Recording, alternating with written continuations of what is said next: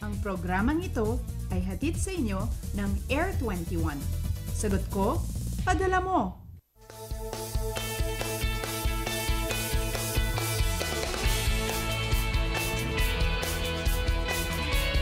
Good morning Luzon, Visayas, Mindanao. 4:58 ayon sa Philippine Standard Time at happy Sunday po sa inyong lahat. Huling araw na ng Christmas vacation na at bukas nga po ay balik opisina at eskwela na tayong lahat. Well, nako, okay lang po yan. No? At least naka-recharge kayo sa inyong holiday vacation. Pero bago bumalik sa real world, lubusin na po ang family at barkada bonding for today. Pero bago mag-schedule ng mga lakad, alamin muna natin na magiging lagay ng ating panahon. No? Magiging maganda nga ba ang lagay ng ating weather for today? Live mula rito sa Pag-asa Weather and Flood Forecasting Center, ito po ang Panahon TV. Nangunguna sa paghatid ng ulat panahon, araw-araw po yan mula Lunes hanggang Linggo. Ako po yung weatherman, Ari Bayona, makakasama nyo ngayong Sunday, January 5, 2014. And we're also live via online streaming at www.ptv.ph. 58 araw na nga po lumipas simula nung tumama sa bansa si Bagyong Yolanda.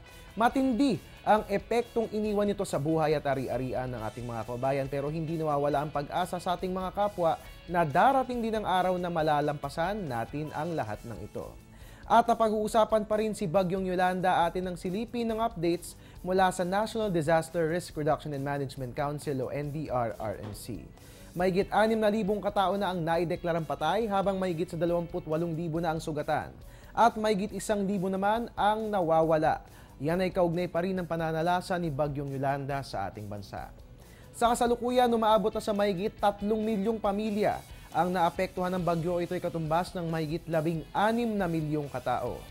Dama pa rin ang pinsalang iniwan ni Bagyong Yolanda lalo sa mga ari-arian ng ating mga kababayan. Umaabot na sa mahigit 1 milyong tahanan ang naiulat na nasira at sa ngayon umaabot na sa mahigit 36 billion pesos ang halaga ng mga natupok na agrikultura at istruktura. Limitado pa rin ang operations ng Tacloban Airport pero sapat naman na umano ang supply ng tubig dyan po yan sa Leyte. Na-restore na rin ang cellular services at signal sa mga lugar na tinamaan ng bagyo. Sa ngayon ay nasa ilalim pa rin ng state of calamity ang buong bansa kung kaya't mas pinaiiting pa ang mga rescue at relief operations.